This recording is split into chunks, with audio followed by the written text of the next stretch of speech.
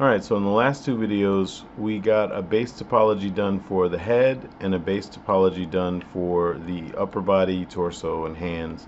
Now we're going to start working on a base topology for the legs, right? So what I'm going to do is I'm actually going to deselect the current retopo mesh and select nothing. My decimated model is still set to be my live object, and I'm going to hit quad draw again. And what this is going to do is allow me to create a new quad draw object, right? So here I can go ahead and just go, hey, here's the front view of the leg.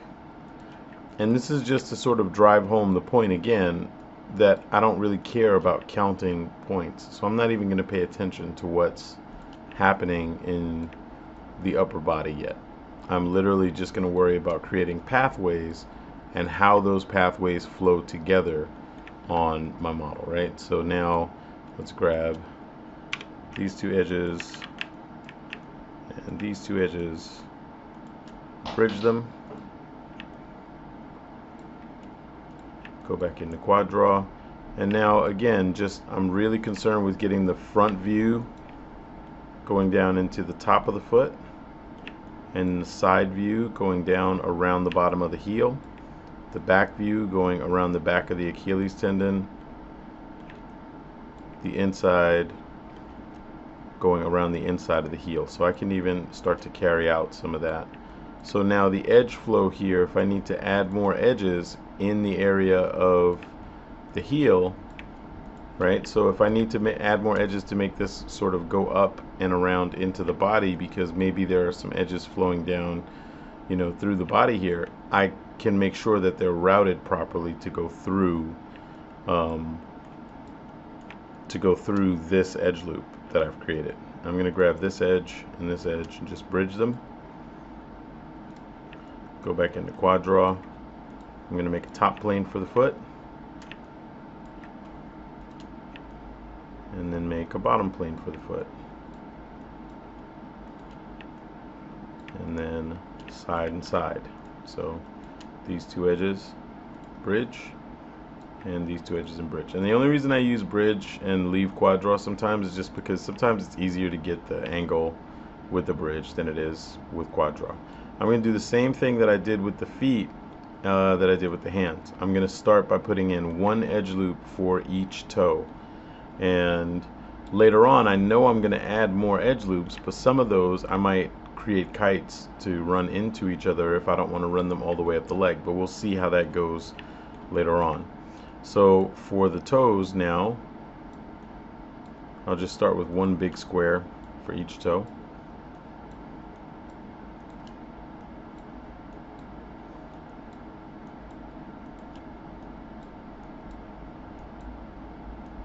So this is literally the exact same process as what I did for the upper body. The major difference here is that now we have an upper body to connect to later on. Before, when I created the arms and hands, I was starting there. I didn't have anything else to sort of connect to. So that part's going to be a little bit different. But here, 1, 2, 3, and let's create our bottom toe planes here.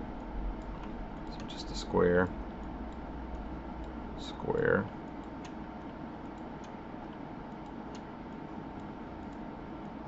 and again, initially I'm not concerned at all with being perfect to the form, right? That's what really slows you down. That's one of the things that really slows you down. All I'm concerned with is edge flow first. So just defining, hey, this is going to flow into that edge. That's the most important thing right now, right? And again, later on, I'm going to be able to go in and add a lot more resolution to these areas to be able to get something that sucks onto the leg better, right? But I'm not really concerned with that yet. All I care about now is just major edge flow.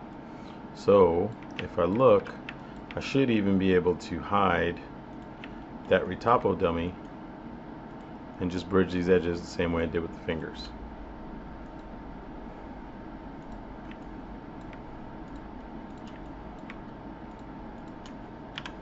And if you hit G on the keyboard in Maya, it'll just repeat the last command, so that'll speed things up a little bit.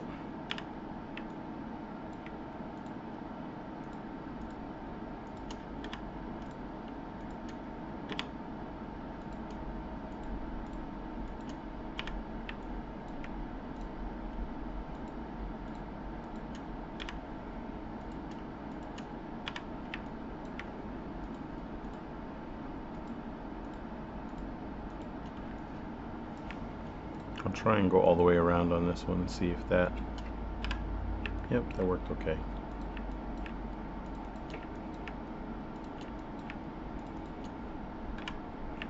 Alright, cool. And now, to get the knuckles of the toe, I can go ahead and add another edge loop around here. You know, and again, this is where you have to be mindful of your poly budget and make sure for what you're trying to do, this makes sense. But now that side plane here going all the way around the entire foot, when I add resolution, it's going to create a nice edge loop all the way around because we laid out the path first, right? And then here, I can put in a center for each toe. And you might think, well, wait, we're not counting our edges for where we need to connect up to the body. Won't we just be setting ourselves up for having to deal with a mess up there? Maybe, but what I'm going to try to do to avoid that is I have options to not have to run all of these edges all the way up the leg if we find that the resolution doesn't match up. And we'll look at what those options are. We looked at some of them in the face, right? Kiting is one, sort of encapsulating an edge loop is another. So there's a few different ways to think about that issue, right? So now I've got some stuff here in the leg, and we can see the distribution is really wonky, but again, that's where if I hit B to drag out my soft selection and then just start smoothing, we'll get to a much nicer, more even resolution really quickly.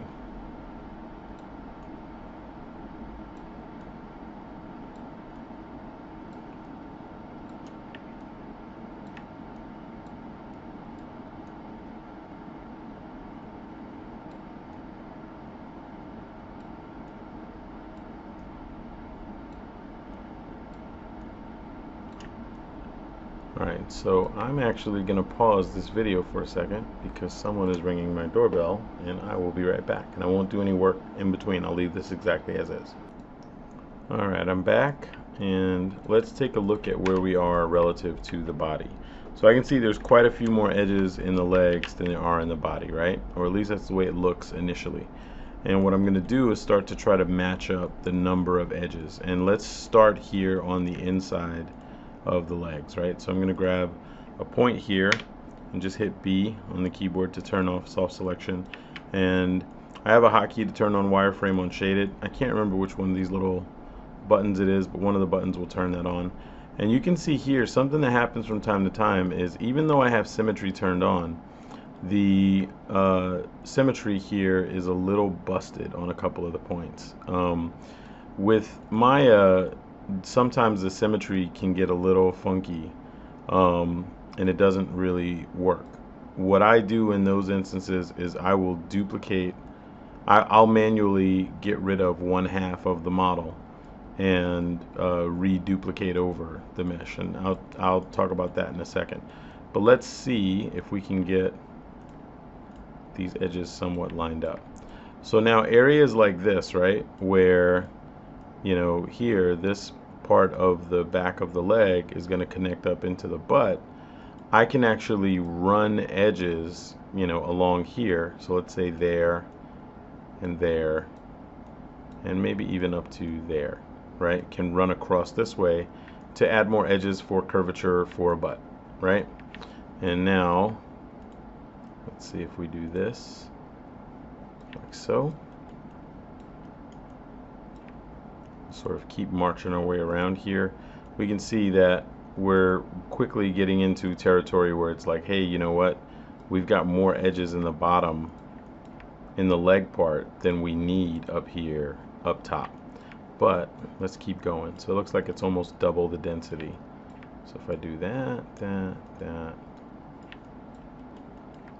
We got that. And in the front here where we see a lot of stuff, I'm going to try to make this work a little more stringently. So let's so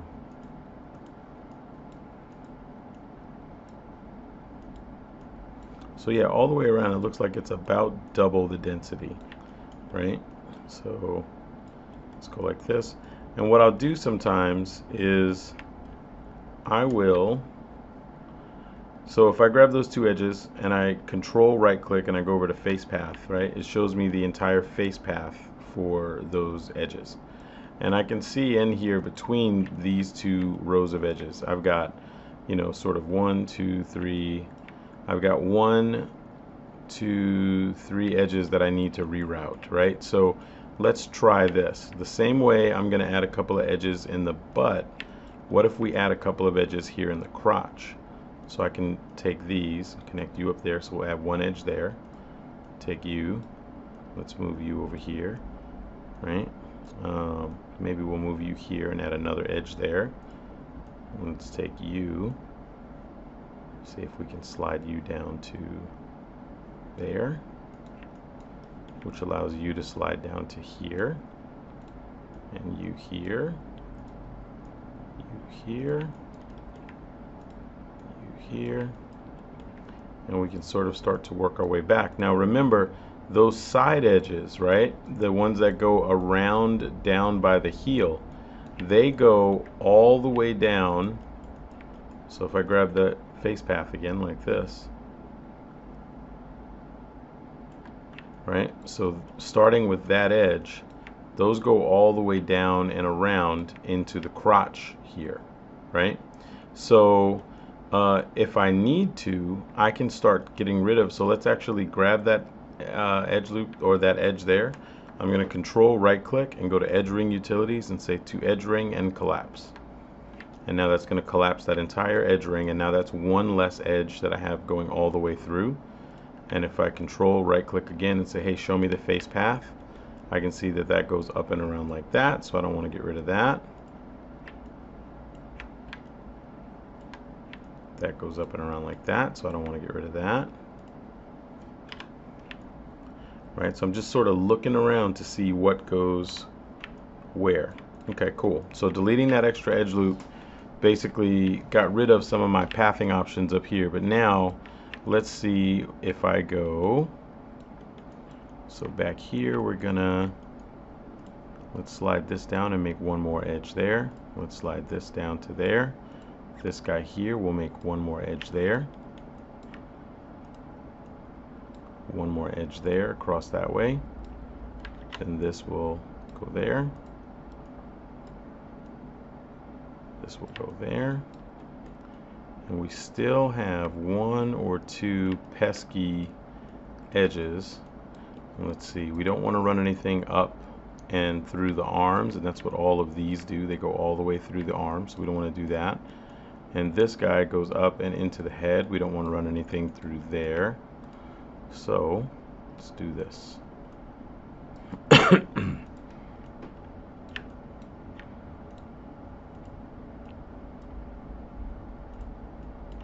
So now let's look at what starts some of these issues, and that's down here in the toes. So I'm going to go and I'm going to say let's get quad draw, and I'm going to insert an extra edge loop there and there. And what I'm going to do is make some manual kites down here. So I'm going to go to quad draw again. I'm going to take this top point, I'm going to snap it there and there, right? So the edge between the two middle seams of the toes. And now I'm going to grab that edge loop and that edge loop, and I'm going to hit Control Delete.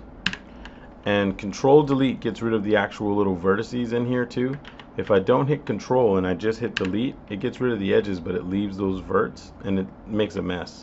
So Control Delete to get rid of those edges, right? And now I'm going to do the same thing with the next two toes. So 1, 2, and then 3, 4. I'm going to go in the same row, and I'm going to say let's take you and you. And now Control Delete. And now what I'll do is the edges here in the middle, Control Delete those, and now we have two manual kites that go around like this, right? And if we look, now we can start counting out these edges again. And things should hopefully fit together a little better.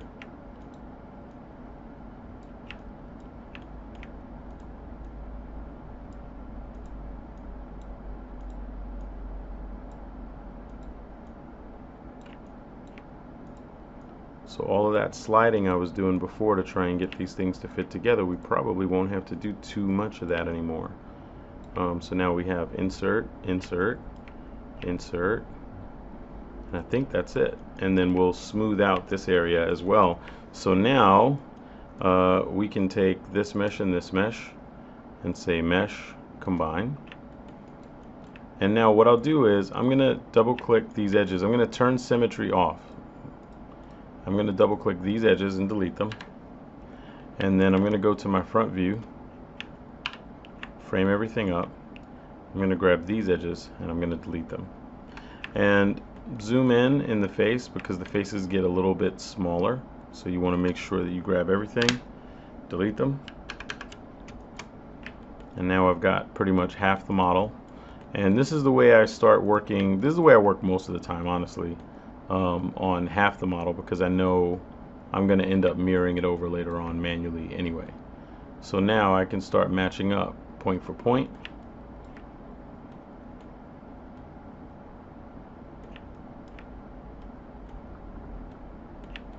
And then where I need to do insertions to match up. Oops. So I need to insert one there. And I need to insert two there.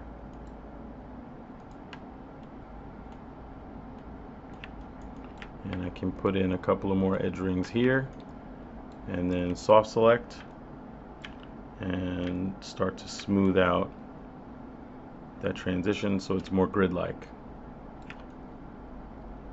And now this high valence poly here, this little corner, I'm going to go ahead and take that and sort of slide that down into about where the transition from butt cheek to leg is going to be. And then I can insert a couple more edges here if I want, and then smooth that a little bit. So it'll take a little bit of massaging to get that area, no pun intended, in the right spot.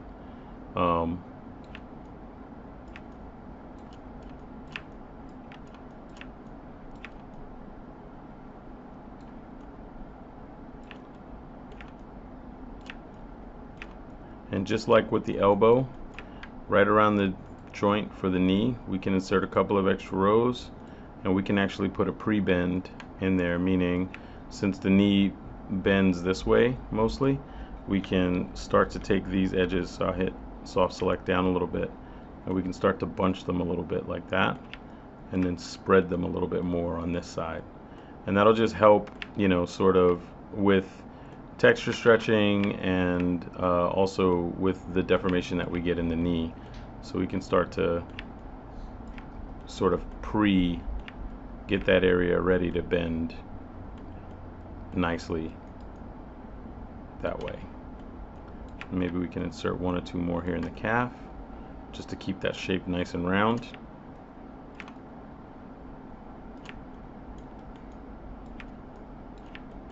And let's get in here in the foot. And whoa, undo. Let me delete history.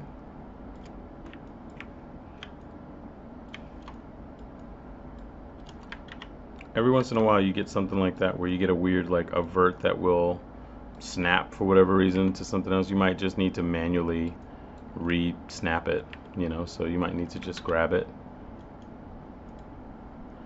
turn off soft selection, and then move it to where it needs to be in space. And you can always see where it needs to be by going into X-ray and then looking at the vert. We had the same thing with the webbing between the fingers, and it's just when you get a bunch of little verts in one area. I don't know why it's, you know, a drawing error where it tries to draw that snapping to a part that's nowhere near where you expect it to be. So it's just a little minor inconvenience to deal with.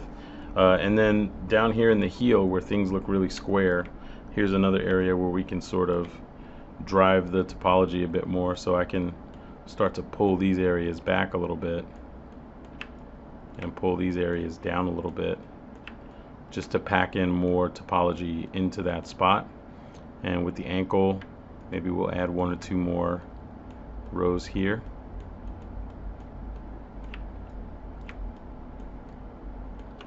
And then start to smooth the whole thing out.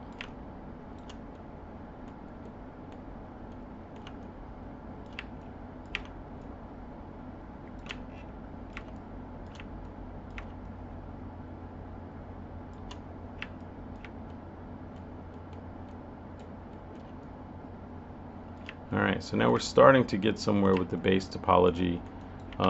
It's mostly done. One little thing I like to do, I'm going to grab the entire middle edge loop and turn soft selection off. I'm going to go in and deselect the inside of the lips, right? Because I don't want them to snap to the center. And most people, they hold down X, and they'll hit X and then, you know, snap right to the middle. When you have an object made live, sometimes that can cause verts to fly all over the place. What I do is I grab those edges, and then up here in the absolute transform, and make sure this is set to absolute transform, and I go over here and I type 0 on X. And now it moved all those verts to exactly 0 in X. So if I want to make this model symmetrical, if I use the mirror function, this should work better now.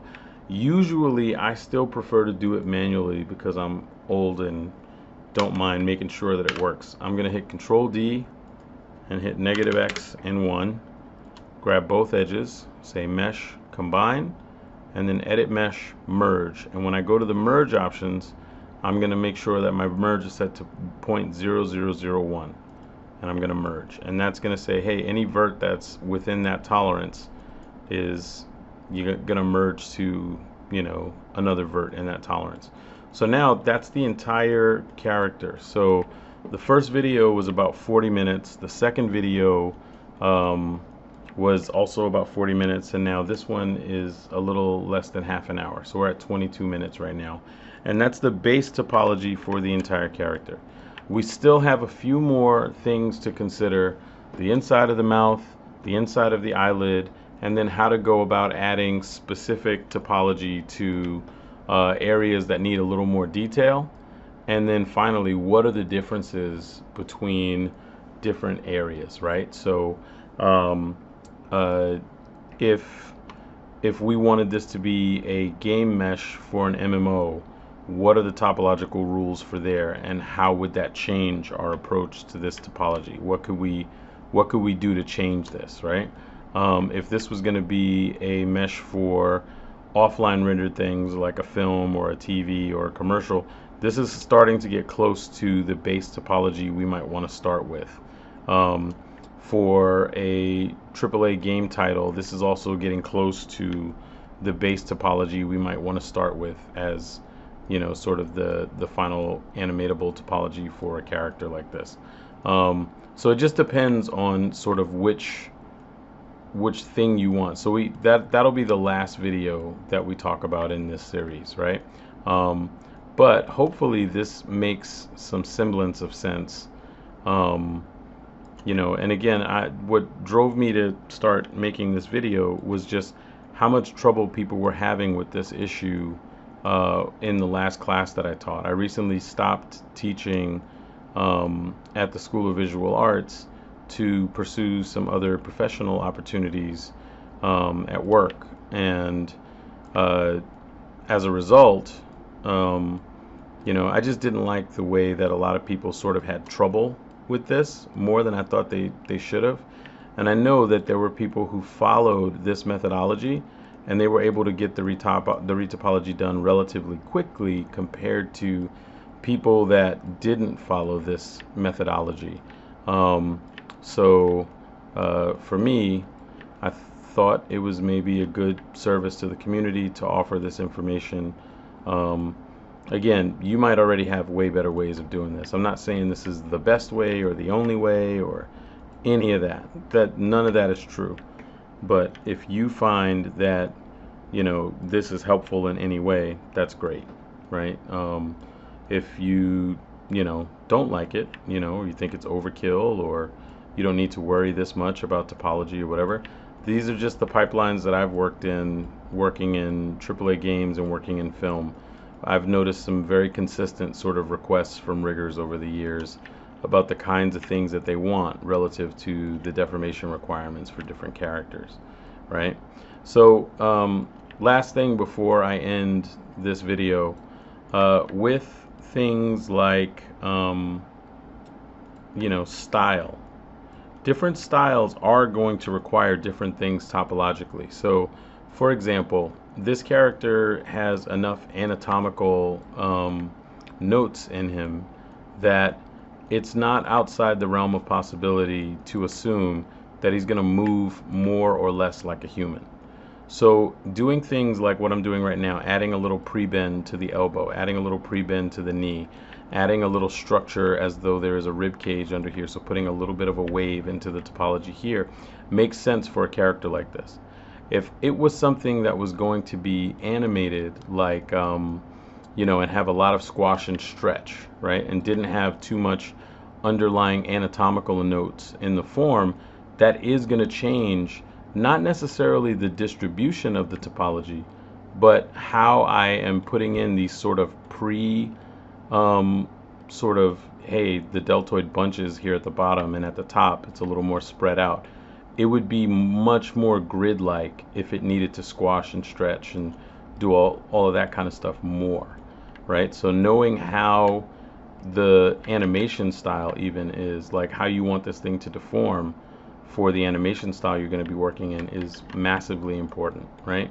So I would still keep the topology close to the same, but I probably would not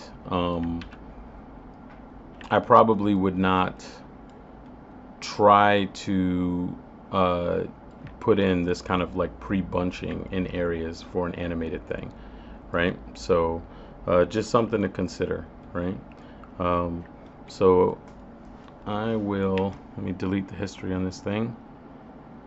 And every once in a while, I'm not sure why, here I'm in quad draw, I'm going here and I'm trying to add an edge loop there and there, and it was having an issue doing that before. Maybe it was just too much construction history, but I deleted history, and now we can start to see that pre-bend is getting in there for the deltoid, the shoulder muscles. This edge loop here is going to be the top of the scapula, right? So it's literally the defining line between what is neck and what is back. So we can start to do some of that and then smooth that out. And hopefully you can see that this is all very easy to control,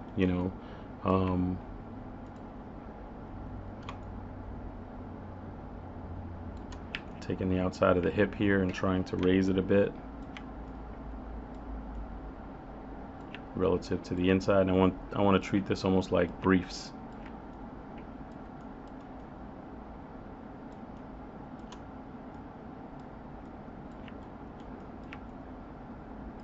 And these edges have a little bit of a wave in them, so I want to try to make those a little more straight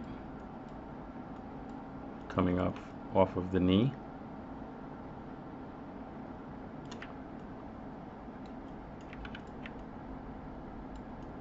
And maybe one or two of these edges we don't need. So again, excuse me, I can grab that edge, control right click, and go over to edge ring utilities, edge ring and collapse. Same thing here. So maybe we get rid of a couple of those. And then start to smooth this out.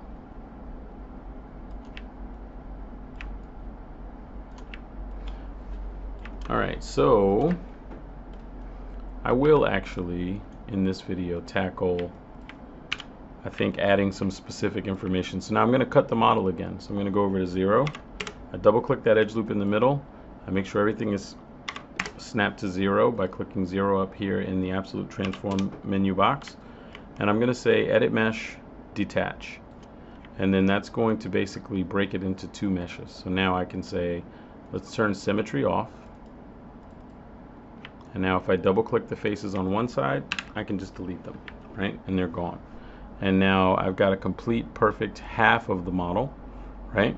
And let's go ahead now and look at areas like the pec. Now, another thing I do frequently is I don't care if this center seam, is not connected yet, but if you go over to Mesh Tools, Edit, Duplicate Special, and you go to the little option box, you have to make sure the pivot for your model is at 0. So I can hit Insert and just type 0 right up here.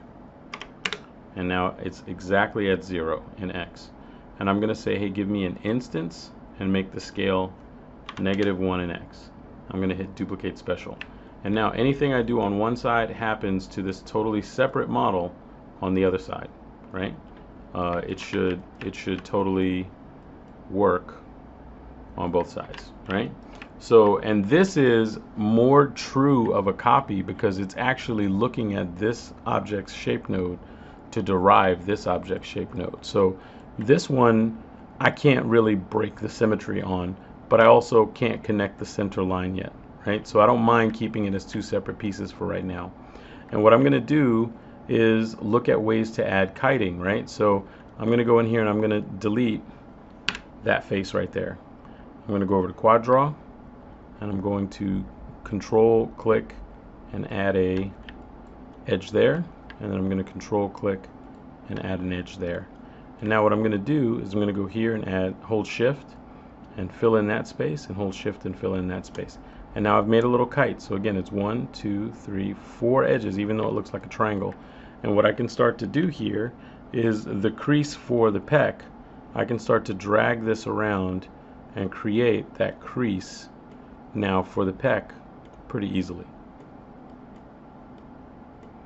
Right, so that might be one area where we want to manually go in and sort of pull things around a bit.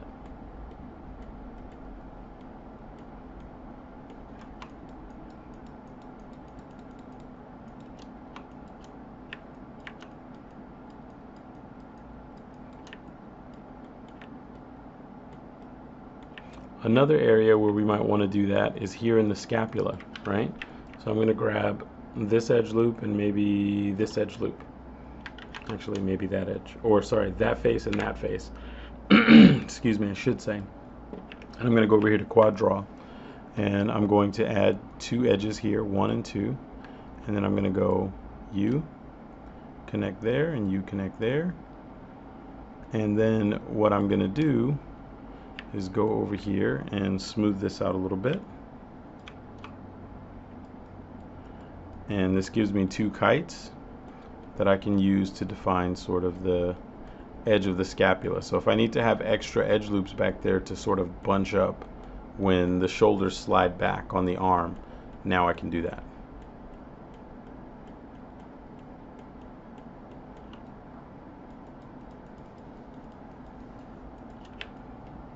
Right? Here in the neck, so this is sort of an interesting thing. What I'm going to do, sorry, I have a little bit of a cold. I'm going to go ahead and hit 0 here and just line that all the way up. And again, this face loop, if I go and hit Control right click and go to Face Path, it's going to select all the way up and around here, right? So if I go into Quad Draw and I insert another edge loop here, it's going to insert all the way in the top and bottom. Oh, and look what I did. When I zeroed out those edges, it actually zeroed out the inside of the mouth too. So I'm going to have to recreate that lip line because I wasn't paying attention. But I'll fix that afterwards. So now I can insert that edge loop and go all the way up and around. And if that makes sense, I'll keep it. But it may be the case that I want to create a set of kites here in the neck, let's say, right? So here's a really cool thing that you can do. I'm going to go ahead and I'm going to delete this edge loop, or sorry, this face right here. And now I'm going to go to Quad Draw and I'm going to add that edge there. And what I'm going to do is come in here,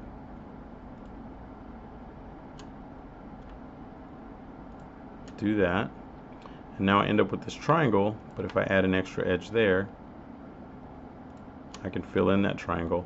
And now for the sternoclavicular notch, I've created basically, so again, think about the path first, right?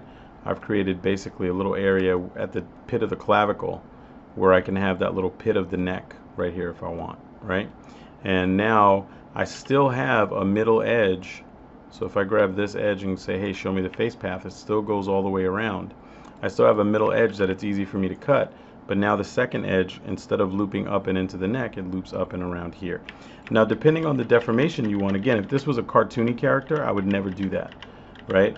It would be more important to have this be smooth than anything else. But I don't want to have to necessarily carry a whole edge loop all the way around, and I don't want to carry anything through the center of the body. So compartmentalizing like that is a good way to sort of think about it, right? So you could do the same kinds of things with the, the nail beds, toenail beds, like just a little space where the nail can go into. So, you have a lot of options for how you want to think about where and how you compartmentalize information, right? But for now, this is sort of a good sort of starting point to think about a base topology for this guy. I'd probably spend another hour or so just, sort of cleaning up these edges and making sure, like, the edge of the pec here and the edge of the arm here, making sure that the edge of the pec is way out here and the start of the arm is way out there. And if this is going to be the line for my clavicle, making sure it starts and goes around to where the clavicle is, right? So just trying to make sure that all the pieces of the puzzle are where I need them to be. That's sort of the next step now that the edge flow is sort of in place, right? So hopefully this makes some sense. And you guys, can sort of see the value in starting this way. The entire character was done in more or less, less than 2 hours, right? And you can even see here, like with the hand, I don't mind adding those to go all the way around through the center line of the fingers because it helps me round out the fingers. But now it also helped me round out the pec and the rest of the arm here.